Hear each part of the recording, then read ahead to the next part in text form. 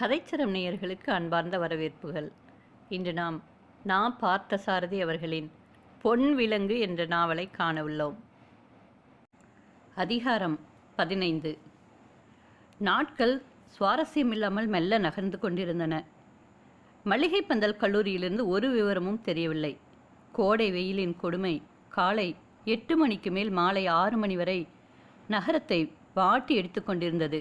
நாள் தவறாமல் சத்தியமூர்த்தியின் தங்கை ஆண்டாள் தபால்காரனை எதிர்பார்ப்பதும் வாசலுக்கு வந்து காத்து நிற்பதும், ஏமாற்றத்தோடு திரும்பி வந்து அண்ணா தபால் ஒன்றும் இல்லையாம் என்று தமையனிடம் சொல்லிவிட்டு போவதுமாக எதிர்பார்த்தது எதுவோ அது நிகழாத நாட்கள் ஒவ்வொன்றாக நின்று கொண்டிருந்தன. மதுரை நகரமும் சுற்றுவட்டாரத்து பட்டி தொட்டிகளும் ஒன்று சேர்ந்து மொத்தமாக எதிர்பார்க்கும் நிகழ்ச்சியாக சித்திரை திருவிழா வந்து கொண்டிருந்தது. எந்த பக்கம் திரும்பினாலும் சாமி என்னைக்கு ஆற்றல் இறங்குது என்று அழகராற்றில் இறங்குவதை பற்றி விசாரித்து கொண்டிருந்தார்கள். தெருக்களில் கோடைக்கான கீற்றுப்பந்தல்களும் தண்ணீர் பானைகளும் அதிகமாயின. கல்லூரிகளிலும் பள்ளிக்கூடங்களிலும் தங்கள் மக்களை சேர்க்க இடம் தேடி அலையும் பெற்றோர்களும் பெண் குழந்தைகளுக்கு வரன் தேடி அலையும் பெற்றோர்களுமாக எங்கும் ஒருவிதமான பரபரப்போடு வாழ்க்கை ஓடத் தொடங்கியிருந்தது. பகல் நேரம் முழுவதும் சத்தியமூர்த்தி வீட்டிலேயே அடைந்து கிடந்தான். அப்பா கண்ணாயிரத்தை சந்திக்க சொல்லி அவனை நச்சரித்து கொண்டிருந்தார். ஒவ்வொரு நாளும் ஏதாவது சாக்குப்போக்கு சொல்லி கண்ணாயிரத்தை பார்க்காமல் தட்டி கழித்து கொண்டிருந்தான் அவன். மல்லிகை பந்தலில் இருந்து ஒருவிதமான தகவலும் வராமல் போகவே தந்தை சத்தியமூர்த்தி அதிகமாக வற்புறுத்த தொடங்கியிருந்தார். தந்தை அவனிடம் நேரடியாக சொல்லாவிட்டாலும் அம்மாவின் மூலம் இன்னொரு தகவலும் அவனுக்கு தெரிந்தது.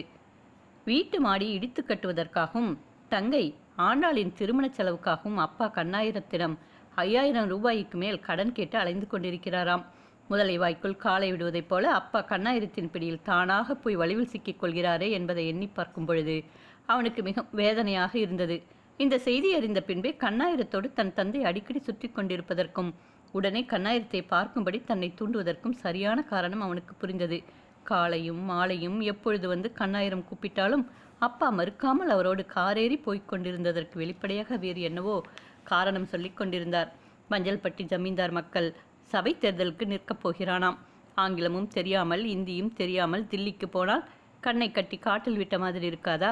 அதனால் ஜமீன்தாருக்கு மிக ரகசியமாக ஆங்கிலமும் இந்தியும் கற்பித்து கொண்டிருக்கிறேன். பெரிய இடத்து விவகாரம் அல்லவா, அதனால் வெளியே சொல்லப்படாது, இது வெளியில் தெரியக்கூடாது என்று ஜமீன்தாரே குச்சப்படுகிறார். இத்தனை வயதிற்கு மேல் ஜமீன்தாருக்கு படிப்பில் மோகமா என்று மக்கள் பேசிக்கொள்ள தொடங்கி விடுவார்களோ என்பதாக அவர் பயப்படுகிறார் என்று அப்பா ஒரு நாள் பேச்சுவாக்கில் சிரித்துக்கொண்டே சொல்லியிருக்கிறார். அப்பா கண்ணாயிரத்திடம் கடன் வாங்க முயல்வதும் மஞ்சள்பட்டி ஜமீன்தாருக்கு ஆங்கிலமும் இந்தியும் கற்பிப்பதற்காக அலைந்து கொண்டிருப்பதும் சத்தியமூர்த்திக்கு சிறிது கூட பிடிக்கவில்லை. நான் சம்பாதித்து போடுவதற்கு தயாராகாத வரையில் இவையெல்லாம் தடுப்பதற்கு எனக்கு உரிமை ஏது என்று அடங்கியிருந்தான் அவன். ஆங்கில செய்தித்தாளில் விடுமுறைக்கு பின் மளிகை பந்தல் கல்லூரி திறக்கப் போகிற நாளை குறிப்பிட்டு விளம்பரம் கூட அன்று காலையில் வெளிவந்துவிட்டது. ஏமாற்றமும் குழப்பமும் அவனை ஒடுங்கி போகச் செய்திருந்தன. பெட்டியிலிருந்து பாரதியின் கடிதத்தை அவன் 2வது முறையாக எடுத்து படித்தான். அந்த கடிதத்தை படிப்பதில் அவன் மனம் சிறிது ஆறுதல் அடைந்தது.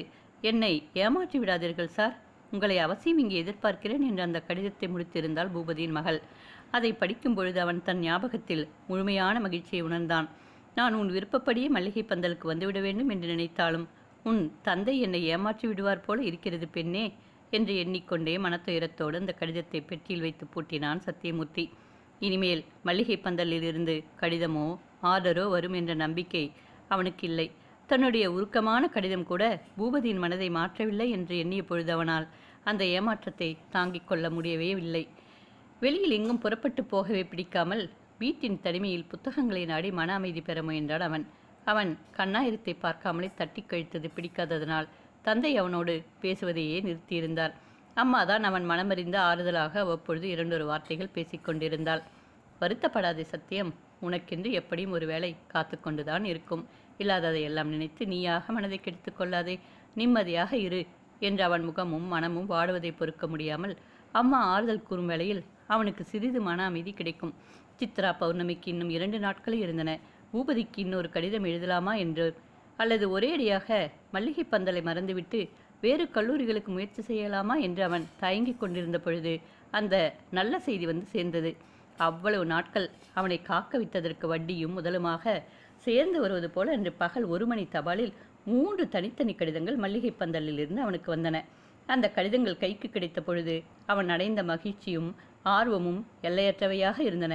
பூபதி தன் கடிதத்தைக் கண்டு அதில் தான் வேண்டிக் கொண்டிருந்தபடி தனக்கு மல்லிகை பந்தல் கல்லூரியில் வேலை கொடுப்பார் அல்லது விரும்பாவிட்டால் கொடுக்க மாட்டார் என்று மட்டும்தான் சத்தியமூர்த்தி எதிர்பார்த்திருந்தான்.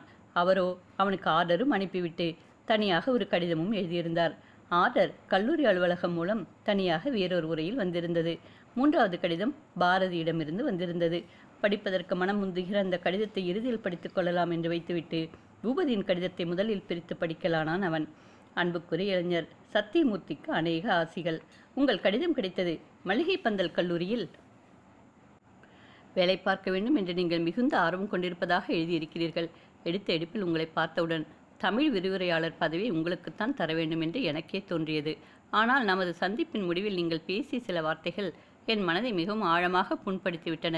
உங்களை தவிர வயதும் அனுபவமும் அதிகமாக உள்ள வேறு சிலரும் இந்த பதவிக்கு விண்ணப்பித்திருக்கிறார்கள். இருந்தாலும் இப்பொழுது உங்களையே இந்த பதவிக்கு நியமித்திருக்கிறேன். ஆர்டர் கல்லூரி அலுவலகத்திலிருந்து தனித்தபாலில் உங்களுக்கு கிடைக்கும். நல்ல ஆசிரியர்கள்தான் என்னுடைய கல்லூரியின் செல்வம். நீங்கள் என்னுடைய கல்லூரிக்கு ஆசிரியராக வந்து பாடங்கள் கற்பிப்பது தவிர மல்லிகை பந்தல் கல்லூரியின் அனுபவங்கள் உங்களுக்கே சில நல்ல பாடங்களை கற்பிக்கும் என்பது என் கருத்து. நான் எதிர்பார்க்கிற பணிவும் வினயமும் நாளடைவில் தானாகவே உங்களிடம் ஏற்பட்டுவிடும் என்று நம்புகிறேன் என்று மிகவும் சுருக்கமாக கடிதத்தை முடித்திருந்தார் பூபதி. இந்த கடிதத்தில் ஒரே ஒரு வாக்கியத்தை மட்டும் 2-3 முறை திரும்ப திரும்ப படித்தான் சத்தியமூர்த்தி. மல்லிகை பந்தல் கல்லூரியின் அனுபவங்கள் உங்களுக்கே சில நல்ல பாடங்களை கற்பிக்கும் என்பது என் கருத்து என்று எழுதியிருக்கும் வாக்கியத்தை எந்த அர்த்தத்தில் எப்படி புரிந்து கொள்வது என்று தயங்கினான் அவன். தனக்கு ஒரு எச்சரிக்கையாக இருக்க வேண்டும் என்ற அர்த்தத்தில் அந்த வாக்கியம் எழுதப்பட்டுள்ளதா அல்லது குத்திக்காட்டு முறையில் எழுதப்பட்டுள்ளதா என்று சத்தியமூர்த்தியால் விளங்கிக் கொள்ள முடியவில்லை. கல்லூரி கடிதத்தாளில் சம்பள விகிதம், வந்த வேலையை ஒப்புக்கொள்ள வேண்டிய தேதி எல்லாம் குறிப்பிட்டு ஆர்டர் டைப் செய்து அனுப்பியிருந்தார்கள். நிர்வாகி என்ற முறையில் அந்த ஆர்டரின் கீழேயும் பூபதி தான் கையொப்பமிட்டிருந்தார். கல்லூரி கோடை விடுமுறைக்கு பின் திறக்கப்படும் முதல் நாளிலேயே அவன் மல்லிகை பந்தலுக்கு வந்து வேலையை ஒப்புக்கொண்டு விட வேண்டும் என்று ஆர்டரில் கண்டிருந்தது. பூபதியின் கடிதத்தையும் கல்லூரி ஆர்டரையும் மடித்து வைத்துவிட்டு பாரதியின் கடிதத்தை எடுத்து ஆவலோடு பிரித்து பார்த்தான் அவன். சென்ற கடிதத்தில் வைத்திருந்ததைப் போலவே இந்த கடிதத்திலும் 2-3 குடைமல்லிகை பூக்களை மறக்காமல் செருகியிருந்தாள் அவள். என் இதயமாகிய பீடத்தில் யாருடைய ரோஜா பூப்பாதங்கள் பதிந்து கொண்டிருக்கின்றனவோ அவருக்கு அநேக கோடி வணக்கங்களுடன் இந்த கடிதத்தை எழுதுகிறேன்.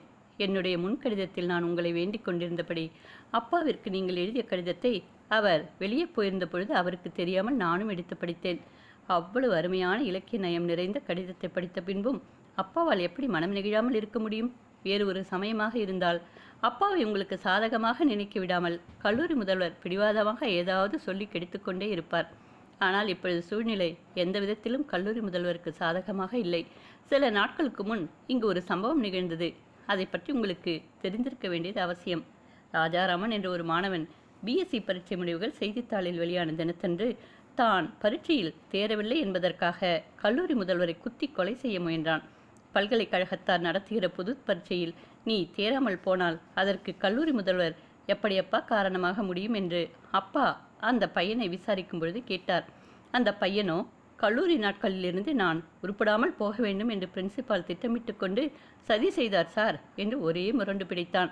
பல்கலைக்கழக பரீட்சையில் அந்த பையன் தேராமல் போனதற்கு கல்லூரியின் முதல்வர் காரணமாக இருக்க முடியாது என்று அப்பாவுக்கு தெரிந்திருந்தாலும் இந்த நிகழ்ச்சியால் முதல்வரிடம் அவர் வைத்திருந்த நம்பிக்கை குறைந்திருக்கிறது.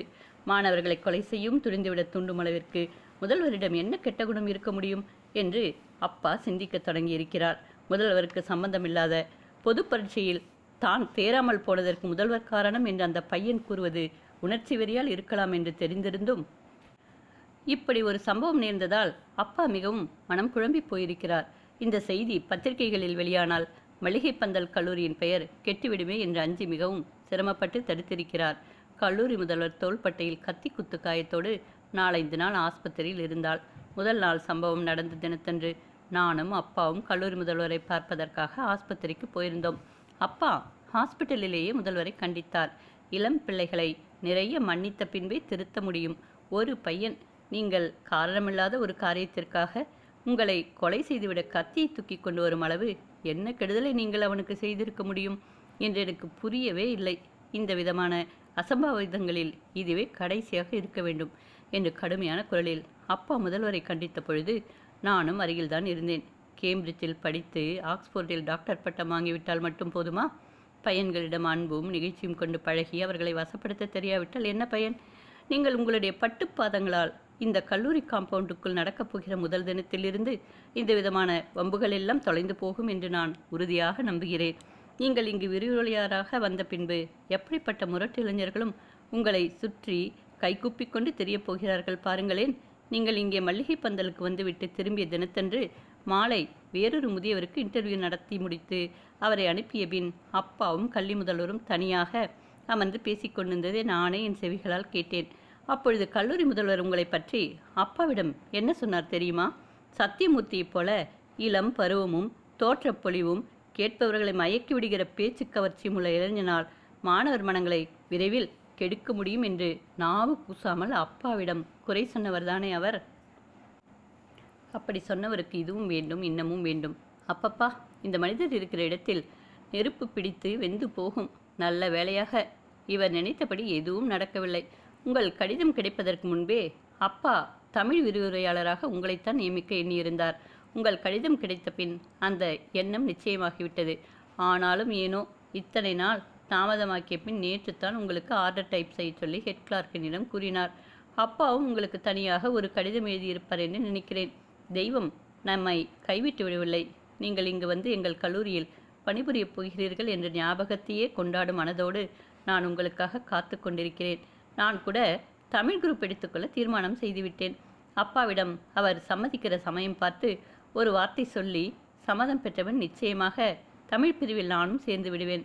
உங்களிடம் மாணவியாக இருந்து படிப்பது ஒரு பாக்கியம். இனி அது எனக்கு கிடைக்கப் போகிறது.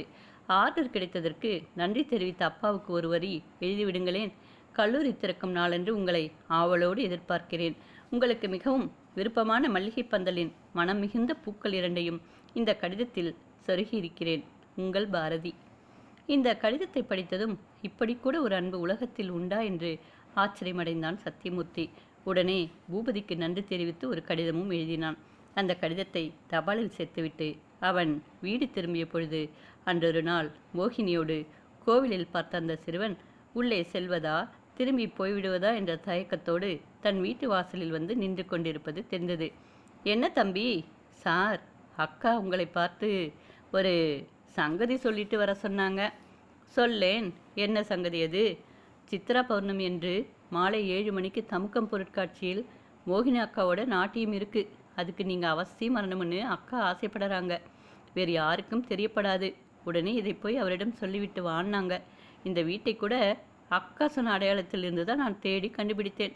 சரி, வருவதற்கு முயற்சி செய்கிறேன் என்று உன் மோகினி அக்காவிடம் போய் சொல். அப்படி சொல்லாதீங்க சார், கண்டிப்பாக வரேன்னு சொல்லுங்க. நீங்கள் வரேன்னு சொன்னாத்தான் அக்காவுக்கு நிம்மதி. சத்தியமூர்த்தியிடமிருந்து சரியான பதில் கிடைக்கிற வரை போவதில்லை என்பது போல விடாப்பிடியாக நின்று கொண்டிருந்தான் அந்த பையன். ஏற்கனவே பலவிதமாக புண்பட்டு போயிருக்கும் அந்த அவளையின் மனதை தானும் புண்படுத்துவானேன் என்ற எண்ணத்தோடு நான் அவசியம் உன் அக்காவின் நாட்டியத்தை பார்க்க வருகிறேன் தம்பி என்று மேலும் நம்பிக்கை அளிக்கிற விதத்தில் சொல்லி அந்த பையனை அனுப்பினான் சத்தியமூர்த்தி. வீட்டுக்குள் நுழைந்து பார்த்தால் அப்பா அம்மா எல்லோரும் கூடத்தில் தான் இருந்தார்கள். ஆர்டரை எடுத்து அப்பாவின் கையில் கொடுத்தான் அவன். அதை கையில் வாங்கி கொண்டதும் பிரித்து பார்க்காமலே என்னது என்றவனை நிமிர்ந்து பார்த்து கேட்டார் அப்பா. சத்தியமூர்த்தி நிதானமாக மறுமொழி கூறினான். மல்லிகை பந்தல் கல்லூரியிலிருந்து ஆர்டர் வந்திருக்கிறது. தன்னுடைய இந்த சொற்களை கேட்டு அம்மா அப்பா தங்கைகள் எல்லோரும் முகமலர்வதை கவனித்தான் அவன். ஆர்டரை பிரித்து படிக்கத் தொடங்கினார் அப்பா. அம்மா அவனை நோக்கி கேட்டாள், சம்பளம் என்ன போட்டிருக்கிறார்கள்? அம்மாவின் இந்த கேள்வியை பொறுத்து கொள்ளவும் முடியாமல் கோபித்து கொள்ளவும் முடியாமல், சம்பளத்தை பற்றி என்ன வந்தது இப்போது? 200 ரூபாய்க்கு மேல் வருகிறார் போல ஏதோ போட்டிருக்கிறார்கள் என்று பதில் கூறினான் அவன்.